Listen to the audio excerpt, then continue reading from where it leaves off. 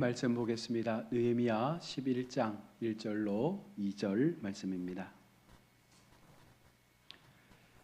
우리 두 절의 말씀을 한 목소리로 함께 합독하도록 하겠습니다. 느헤미야 11장 1절로 2절 말씀. 우리 자막이 잘못 올려진 것 같습니다. 우리 성경을 보시면서 우리 1절, 2절, 두 절 말씀을 함께 보겠습니다. 함께 읽습니다. 백성의 지도자들은 예루살렘에 거주하였고 그 남은 백성은 제비 뽑아 10분의 1은 거룩한 성 예루살렘에서 거주하게 하고 그 10분의 9는 다른 성읍에 거주하게 하였으며 예루살렘에 거주하기를 자원하는 모든 자를 위하여 백성들이 복을 빌었느니라. 아멘. 이 시간 시온 챔버 앙상블 하나님 앞에 찬양으로 영광 올려드립니다.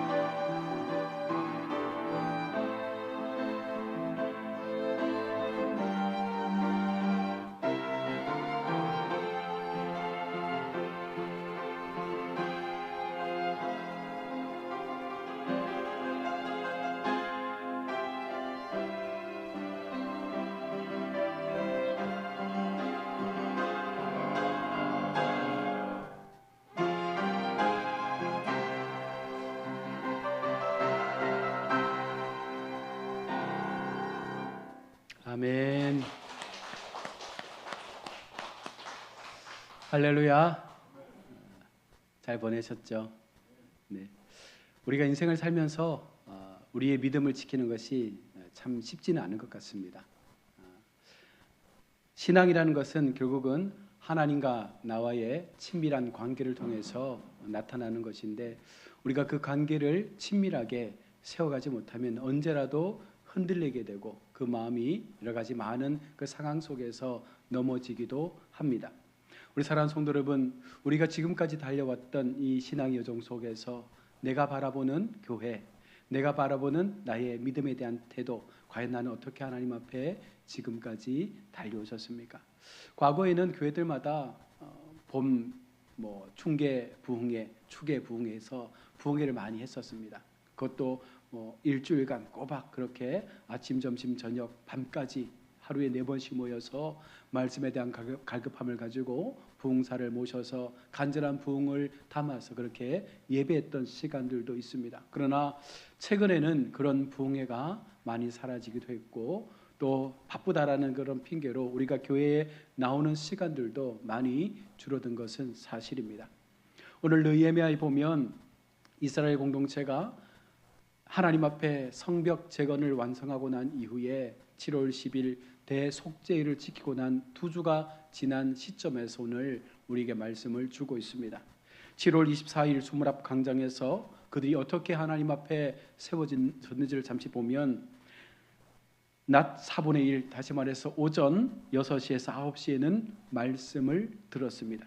그리고 낮 4분의 1, 오전 9시에서 12시는 회개와 죄를 고백했습니다. 그리고 낮 4분의 1, 오후 12시부터 3시까지는 경배와 하나님을 향한 찬양을 드렸고, 또다시 낮 4분의 1, 오후 3시부터 6시까지는 헌신을 약속했습니다. 꼬박 12시간을 수문 앞 광장에 모여서 그들은 하나님 앞에 그들의 마음을 고백한 것입니다. 먼저는 말씀 앞에 그들 자신을 세웠습니다.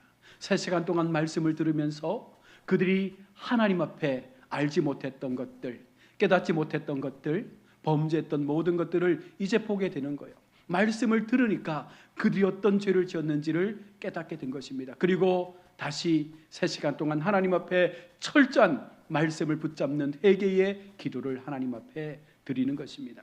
말씀을 통해서 내 삶을 직면하게 될 때 내가 얼마나 하나님 앞에 큰 죄를 지었는지를 깨닫게 되고, 이제는 그 죄를 가지고 3시간 동안 하나님 앞에 눈물로 기도하는 것입니다. 그리고 하나님의 은혜가 그들의 삶 가운데 부어지게 되었을 때에 그 죄에 대한 고통에서 건진받게 되고, 다시 4분의 1, 그 3시간을 하나님을 향한 진정한 찬양과 경배로 하나님을 높여 노래하는 그들의 모습을 우리가 볼 수 있습니다. 그리고 남은 3시간, 이제 그들의 마음 가운데 결단을 하게 되는 거예요. 내가 어떻게 살아야 할 것인가? 내가 앞으로 어떻게 하나님 앞에 사명자로 세상 가운데 보냄을 받아서 이 믿음의 삶을 지켜낼 것인가? 그들은 그렇게 12시간을 하나님을 향해서 예배하며 그 마음을 올려드렸습니다. 자, 그런 다음에 예루살렘의 새로운 변화의 시작이 나타나는 것이죠. 지금까지는 무너진 성벽 재건하는 일에 그 모든 백성들이 힘을 모두어서 참여했습니다. 그러나 우리가 알고 있는 것처럼 예루살렘 성벽은 재건되었지만 그 성벽 안에 있는 모든 것들은 황폐해졌고 아무것도 남아있지 않는 폐허와 같은 그런 도시였습니다.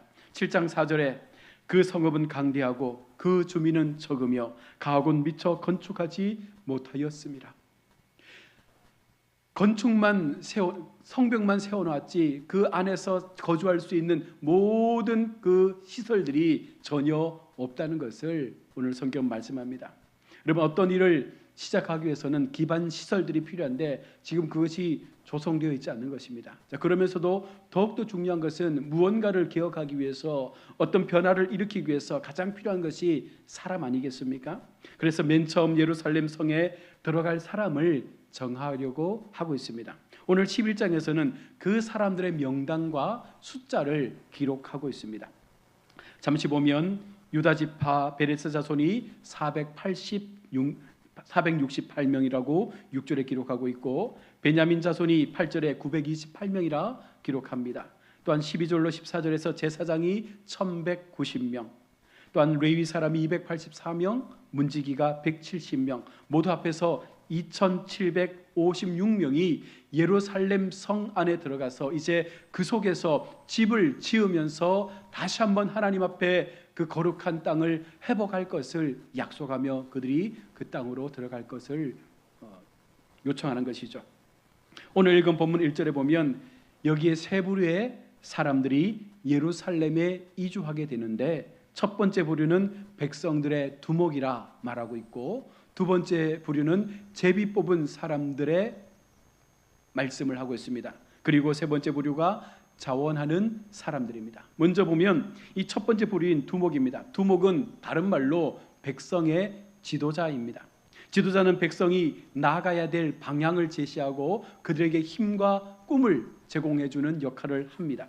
오늘 본문에 보면 먼저 지도자들이 예루살렘 성 안으로 들어갈 것을 먼저 보게 되는 것이죠. 성벽은 완성되었지만 그 안에 기반 시설들은 조성되지 않았습니다. 여전히 열악한 상황 속에 놓여 있습니다. 지도자 한 사람에 의해서 나라가 세워지기도 하고 나라가 망하기도 합니다.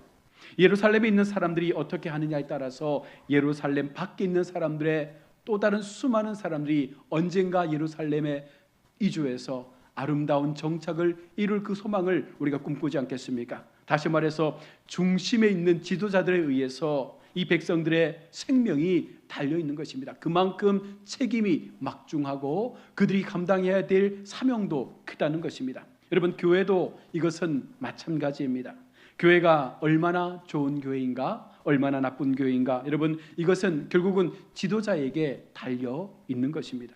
교회 안에 두목과 같은 지도자가 하나님 앞에 어떤 마음을 가지고 교회를 세우고자 바라보는지, 그 마음 가운데 얼마나 교회를 향한 열정과 사랑이 있는지, 얼마나 성도를 가슴에 품고 날마다 기도하며 교회를 위해서 헌신하고자 하는 그 영적 두목, 영적 목회자가 건강하게 세워지면 분명 교회는 좋은 교회가 될 것입니다. 여기에 덧붙여서 교회 속에 또 다른 영적 지도자들, 우리 교회의 중직들이 하나님 앞에 바른 믿음을 통해서 바르게 저마다에 주어진 일들을 충성하고 최선을 다한다면 우리 교회는 좋은 교회라고 말할 수 있는 것이죠. 여러분, 어떻습니까? 우리 교회는 좋은 교회입니까? 우리 교회는 하나님 앞에 옳은 교회가 맞습니까? 우리 가역교 성도 여러분, 예루살렘에 사는 성도가 되고 싶습니까? 우리 가야교회의 중심에 서는 그와 같은 삶을 여러분 살아가고 싶습니까? 두목과 같은 지도자와 그 마음을 같이 할 때, 아니 내가 또 앞선 자리에 서서 함께 교회를 세워가고자 하는 그 열심이 우리 교회 속에 더 많이 일어나게 될 때 우리 교회는 더 건강한 부흥을 이뤄가게 될 것입니다.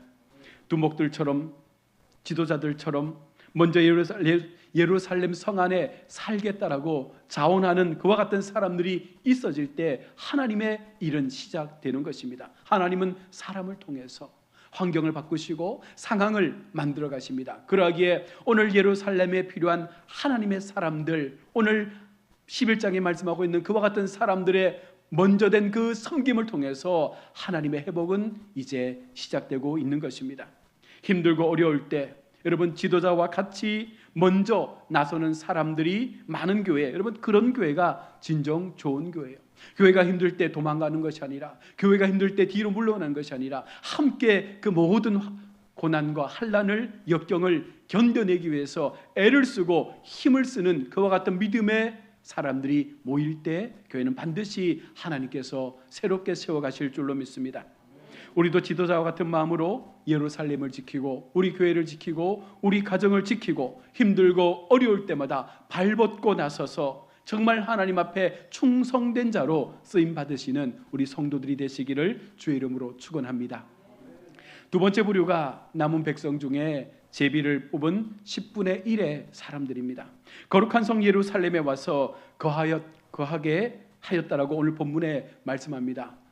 수많은 이스라엘 백성들 속에서 제비를 뽑아서 그 10분의 1이 그 땅에 살기로 결정이 된 것입니다. 여러분, 그 10분의 9는 여전히 다른 성읍에 머물면서 언젠가 예루살렘에 돌아올 것을 희망하면서 기다리고 있는 것이죠.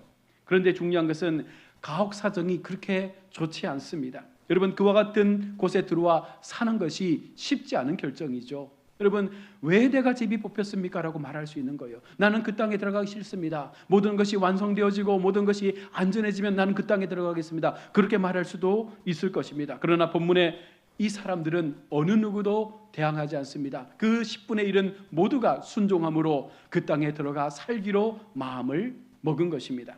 우리 성도 여러분, 만약 가야교회 성도들 가운데 10분의 1을 제비 뽑아서 우리 교회 인근에 와서 살라고 하면 여러분 그렇게 하실 수 있겠어요?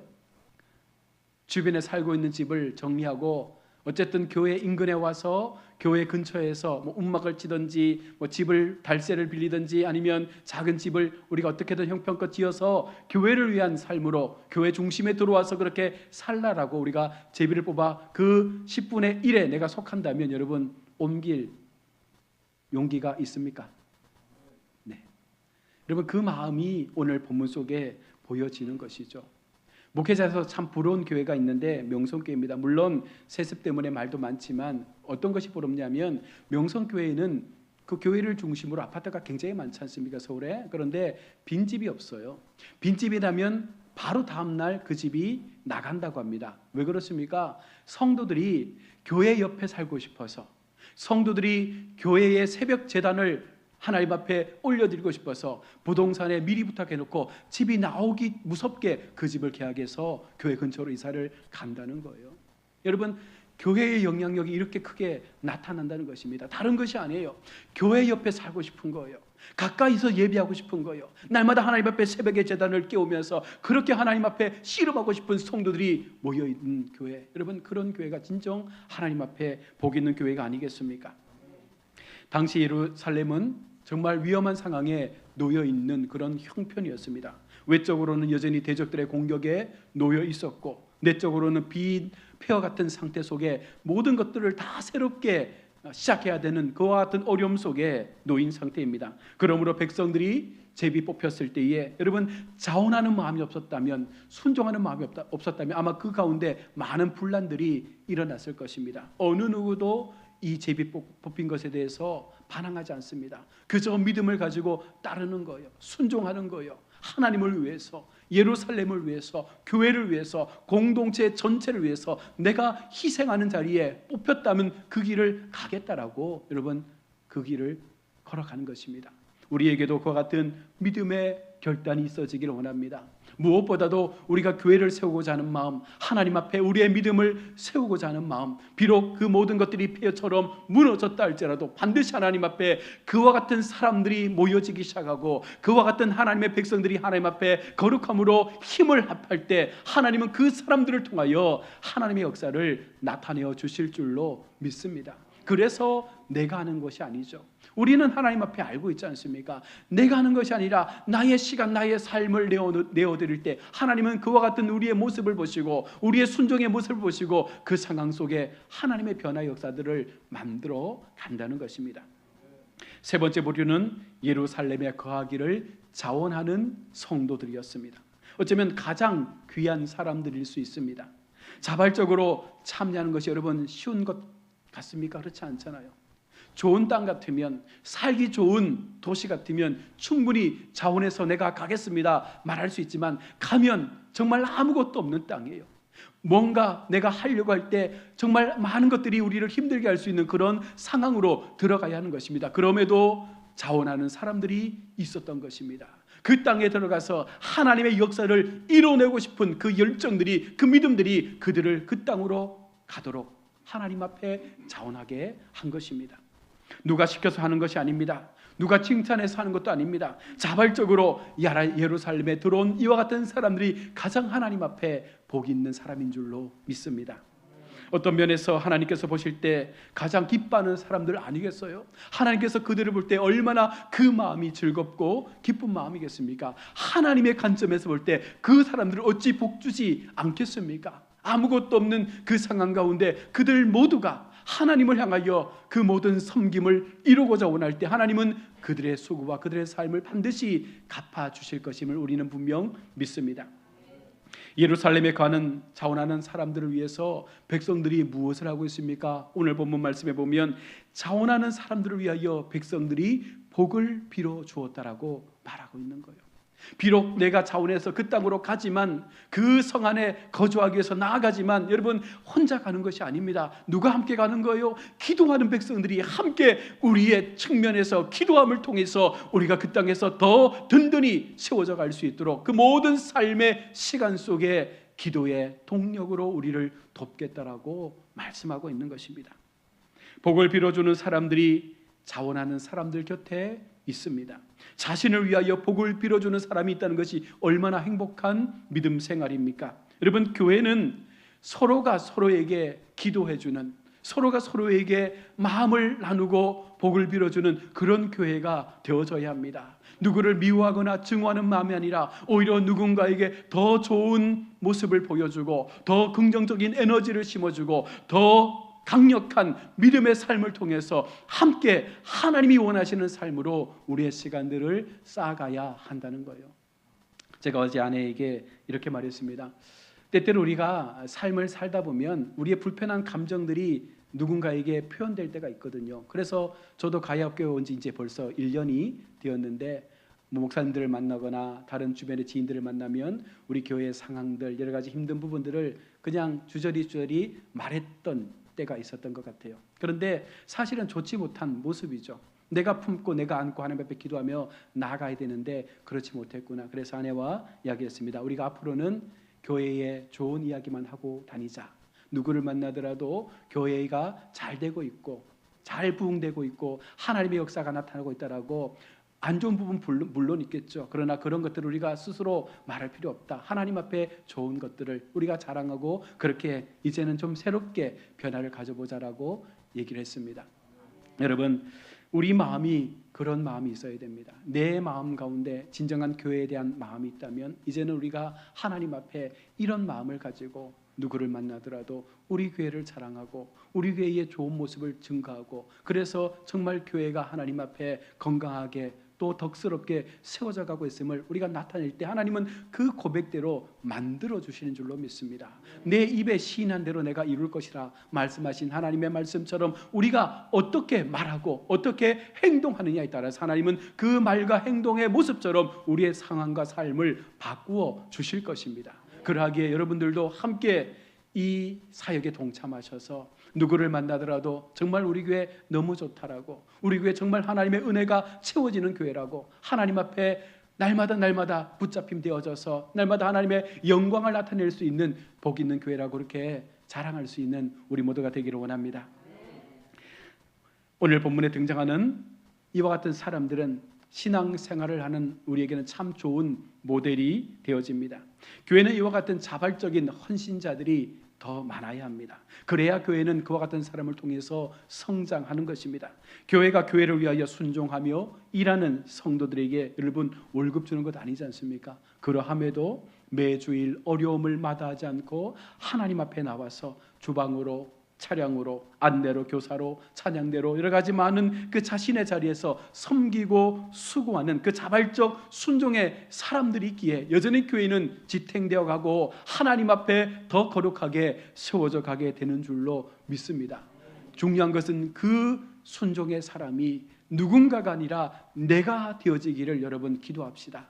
하나님 앞에 내 자신을 그와 같은 자발적 순종의 삶으로, 하나님 내가 저 폐허의 땅에 들어가서 교회를 세우겠습니다, 가정을 세우겠습니다, 민족을 세우겠습니다, 이와 같은 자발적인 그 신앙의 헌신을 통하여 우리가 하나님 앞에 복을 받는 자리에 설 수 있기를 원합니다.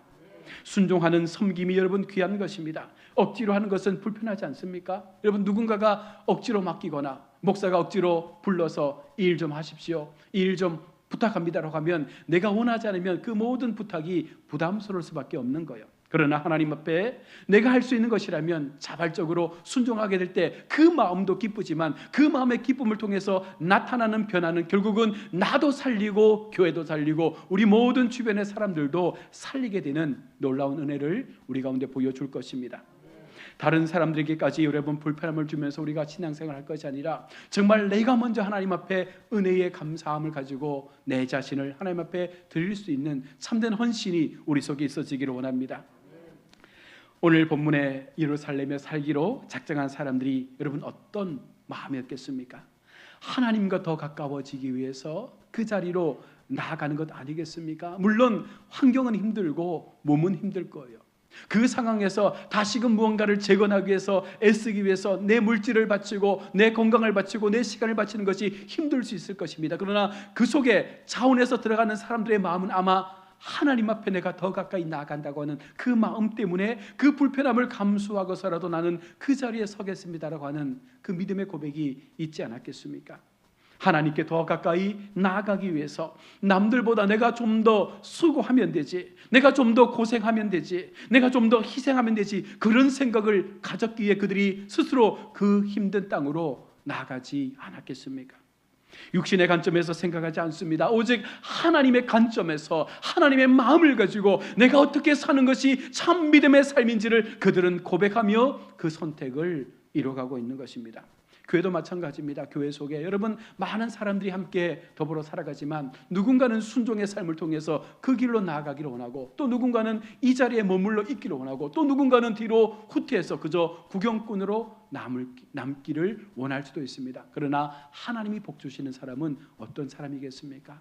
순종하며 그 자리로 내가 힘써 나가는 자에게 하나님은 반드시 하늘의 문을 여시고 그들의 삶을 복되게 하여 주실 것입니다. 이것은 우리에게도 고스란히 여러분 적용됩니다. 우리가 하나님과 가까워지기를 원할 때 우리 가운데 부어줄 하나님의 그 복을 여러분 우리가 불편함을 가지고 감당할 때 하나님은 그 불편함 너머에 주실 복을 우리 가운데 예비하고 있음을 우리는 믿습니다.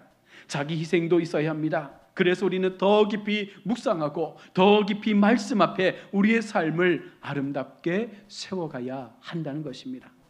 하나님은 하나님과의 관계를 우선적으로 생각하고 우리의 모든 삶의 그 불편들을 감수하면서 믿음을 지키기 위해서 그 중심에 서기를 원하는 성도들을 하나님은 분명 기뻐하시고 그들을 더 높이 세워가실 것입니다. 올 한 해 이와 같은 모습이 이제 또 새롭게 남은 반년의 시간들을 하나님 앞에 그런 모습으로 살아가는 성도가 되기를 축복합니다. 하나님은 오늘 느헤미야의 말씀을 통해서 우리의 삶 속에 자발적 신앙의 모습이 회복되기를 원하시는 것 같아요. 목사가 무언가를 부탁해서 여러분 내가 그것을 감당하는 것이 아니라 내 마음 가운데 주시는 그 은혜의 분량만큼, 내 마음 가운데 내가 하나님 앞에 가까워지는 그 신앙의 거리만큼 우리는 더 하나님을 향해서 나아가고자 하는 그와 같은 믿음이 우리의 시간 속에 있어지기를 원합니다. 행여라도 여러분 교회를 지나가는 있다면 교회에 잠시라도 들어오셔서 기도하고 가시는 성도가 되어지시길 바랍니다. 예배가 없더라도 여러분 교회를 생각하는 마음을 가지고 교회 속에 들어와 잠시라도 우리가 1분이라도 기도하면서 하나님 이곳을 복되게 하여 주옵소서, 이 무너진 제단을 회복하여 주옵소서, 하나님의 영광으로 가득 찬 그때를 소망합니다. 이 전이 하나님의 사람들로 가득 찬 그때를 소망합니다. 하나님여 이곳에 복을 주셔서 온 성도들의 마음을 하나님의 마음으로 채워갈 수 있는 은혜를 달라고 여러분 오며 가며 기도할 수 있는 그런 교회가 되어야 되지 않겠습니까? 제가 사역을 한 지 이제 28년을 달리고 있습니다. 아이들을 키우면서 늘 아이들에게 주었던 그 말씀 가운데 하나가 뭐냐면, 어쨌든 우리는 교회 사택에 살고 있었기 때문에 학교에 갈 때 성당에 성전에 들어가서 기도하고 학교를 가고, 학교에서 마치고 돌아올 때에도 교회를 거쳐서 사택에 들어와야 되니까 기도하고 잠시라도 앉아서 기도하고 그렇게 돌아와라라고 그렇게 아이들에게 말씀을 했던 적이 있죠. 되는 교회는 여러분 늘 교회 속에 사람이 끊이지 않습니다. 늘 누군가가 교회에서 기도하고 있는 거예요. 늘 누군가가 교회에 앉아서 찬송하고 있는 거예요. 아무것도 없다 할지라도 그렇게 하나님의 전을 사모하며 내 마음이 하나님과 가까워지기 위해서 교회를 향한 마음으로 늘 하나님 앞에 내 시간을 어떻게든 내어드리기 위해서 결단하는 성도가 많은 교회가 하나님 앞에 부흥하는 교회가 되는 줄로 믿습니다. 우리 모두 이제 새로운 반년을 우리가 정리하고 또 새롭게 새로운 반년의 삶을 시작해 갈 때 우리 후반기에는 더 크신 하나님의 능력을 꿈꾸면서 우리 모두가 자발적인 신앙으로, 순종의 신앙으로 나도 살고 교회도 살고 가정도 살고 이 공동체가 살아나는 귀한 사역 앞에 우리의 삶을 온전히 내어드릴 수 있는 우리 복된 성도들 다 되시기를 주의 이름으로 축원합니다. 아멘. 기도하겠습니다. 좋으신 하나님 은혜를 감사합니다. 오늘도 하나님 앞에 우리가 귀한 말씀을 통해서 우리의 신앙을 또 한번 점검합니다.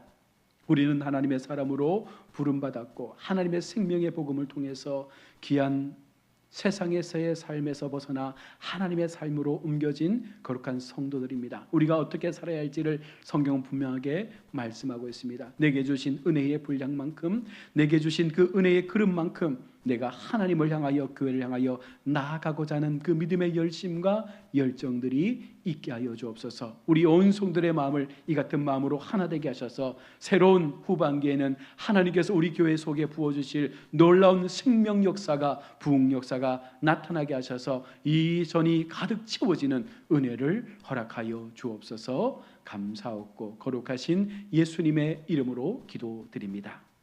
아멘. 323장